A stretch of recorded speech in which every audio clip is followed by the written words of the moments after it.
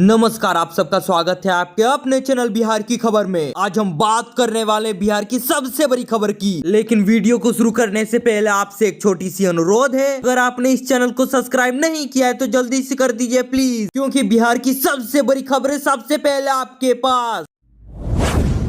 बिहार में शिक्षकों के तबादले पर बड़ा फैसला लिया जा रहा है। 1.30 लाख शिक्षकों को किया गया स्थानांतरित। जल्द ही स्कूलों का होगा आवंटन। बिहार के सरकारी स्कूलों में कार्यरत शिक्षकों के लिए शिक्षा विभाग ने बड़ा कदम उठाया है। विभाग ने एक साथ 1.30 लाख शिक्षकों का ट्रांसफर कर उन्हें उनके नए जिले में आवंटित कर दिया गया है। अब जिला शिक्षा पदाधिकारी स्तर पर इन शिक्षकों का स्कूल आवंटित किया जाएगा। गर्मी की छुट्टियों के बाद शिक्षक अपने नए विद्यालय में योगदान देंगे। शिक्षा विभाग के ट्रांसफर संबंधित लेटर जारी करते हुए कहा है कि सभी स्थानांतरित शिक्षकों को स्कूल आवंटित कर दिया गया है। डीईओ शिक्षक द्वारा ट्रांसफर आवेदन में दिए गए विकल्पों और जिले में उपलब्ध रिक्तियों के आधार पर स्कूल का निर्धारण करेंगे। शिक्षा विभाग ने स्पष्ट करके कहा है कि योगदान की तिथि से ही शिक्षक स्वतः अपने पुराने विद्यालय से रिलीज माने जाएंगे। शिक्षकों का ट्रांसफर पूरी तरह से ई शिक्षा कोष पोर्टल के माध्यम से किया जा रहा है। डीईओ लॉगिन पर संबंधित जिले में स्थानांतरित होने वाले और वहां से ट्रांसफर हुए शिक्षकों की सूची भेजी गई है। शिक्षकों का नाम और आईडी डीईओ को नहीं दिखाई देगी, सिर्फ विषय, वर्ग और स्कूल विकल्प की जानकारी उपलब्ध होगी। डीईओ किसी भी आवेदन को नजरअंदाज नहीं कर सकेंगे। स्कूल आवंटन के बाद प्राथमिक शिक्षा निदेशक द्वारा सूची की मंजूरी दी जाएगी। इसके बाद संबंधित शिक्षकों के पोर्टल लॉगिन पर ट्रांसफर और पोस्टिंग की जानकारी प्रदर्शित होने लगेगी। शिक्षा विभाग के आधिकारिक सूत्रों की माने तो शिक्षकों द्वारा आवेदन पर विचार की प्रक्रिया शुरू हो गई है। इसमें वो शिक्षक भी शामिल होंगे जिन्होंने जिले के अंदर ही दूरी के आधार पर तबादले के लिए आवेदन किया है। विभाग इस दिशा में एक्सरसाइज कर रहा है और सॉफ्टवेयर का ट्रायल तक किया जा रहा है, ताकि बड़ी संख्या में सुगमता के साथ तबादला किया जा सके। इस तबादले की प्रक्रिया में सक्षमता उत्तीर्ण शिक्षक भी शामिल होंगे।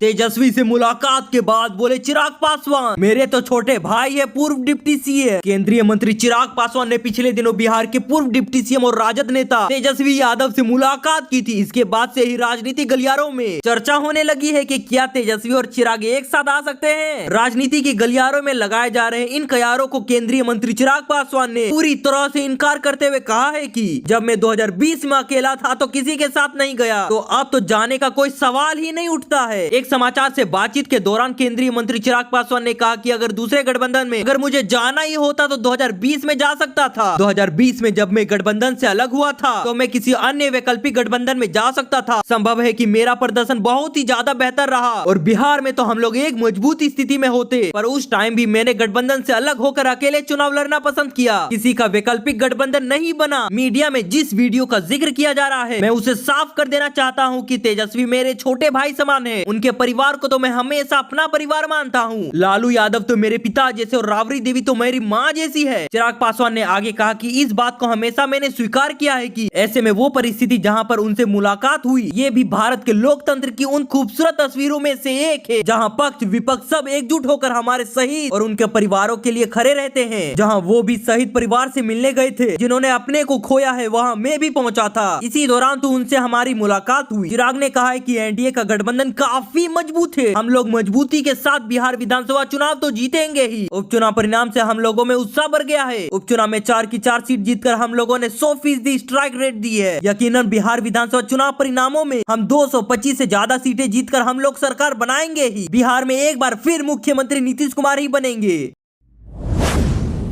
वहीं पर वार पलटवार को लेकर एक बड़ी अपडेट सामने आ रही है। दिलीप जायसवाल ने राहुल गांधी को कह दिया नमक हराम। नेहरू परिवार को गुलामी की आदत रह गई है। प्रधानमंत्री नरेंद्र मोदी के बीकानेर में दिए गए जोशीले भाषण के बाद कांग्रेस नेता राहुल गांधी द्वारा खोखला कहे जाने के बाद बिहार की सियासत तो पूरी तरह से गर्म हो गई है। राहुल गांधी की आलोचना पर बिहार भाजपा के प्रदेश अध्यक्ष दिलीप जायसवाल ने तो तीखी प्रतिक्रिया दे दी है। उन्होंने राहुल गांधी को नमक हराम करार देते हुए नेहरू परिवार पर गुलामी की मानसिकता का आरोप लगाया। पटना में मीडिया से बातचीत के दौरान दिलीप जायसवाल ने कहा ये लोग तो नमक हराम है, देश का खाते और दूसरे का गुण गाते हैं। उन्होंने आगे कहा कि नेहरू परिवार को गुलामी के शासन में रहने की आदत लग गई है। जब भी मौका मिलता है ये पाकिस्तान और चीन की पैरवी करने लगते हैं। प्रधानमंत्री नरेंद्र मोदी ने बीकानेर की सभा में कहा था कि मोदी का दिमाग अभी ठंडा है लेकिन लहू गर्म है, अब तो नसों में सिंदूर बह रहा है। इस पर राहुल गांधी ने प्रतिक्रिया देते हुए 3 सवाल पूछे और कहा कि मोदी ने भारत के सम्मान में क्या समझौता किया है। जायसवाल ने भारत की ओर से की गई सैन्य कार्रवाई ऑपरेशन सिंदूर का उल्लेख करते हुए कहा कि जिस तरह पाकिस्तान बलूचिस्तान में आतंकी ठिकानों पर ताबड़तोड़ फायरिंग के बाद उसे तबाह किया गया है और वहां आतंकवादियों का जनाजा निकला, वो दर्शाता है कि मोदी के नेतृत्व में भारत अब मजबूत और निर्णायक है। कानून व्यवस्था को लेकर तेजस्वी यादव के सवालों पर दिलीप जायसवाल ने पलटवार किया है। उन्होंने कहा कि लॉ एंड ऑर्डर की समस्या की जड़ में तो लालू परिवार ही है। कभी बिहारी कहलवाना भी शर्म मानते थे ये लोग। तेजस्वी और उनके पिता ने बिहार की छवि खराब की है, जातिवाद अपराध को बढ़ावा भी दिया है। बीकानेर में पीएम मोदी के बयान के बाद शुरू हुई सियासत अब तो बिहार तक खिंचातानी पहुंच गई है, जहां पर एक और भाजपा राहुल गांधी और विपक्ष पर हमलावर है, वहीं दूसरी ओर कांग्रेस लगातार केंद्र सरकार की नीति और बयानों पर सवाल उठा रहा है। आगामी चुनावी माहौल में इस तरह की तीखी टिप्पणियां राजनीति को तो पूरी तरह से गर्म करेगी।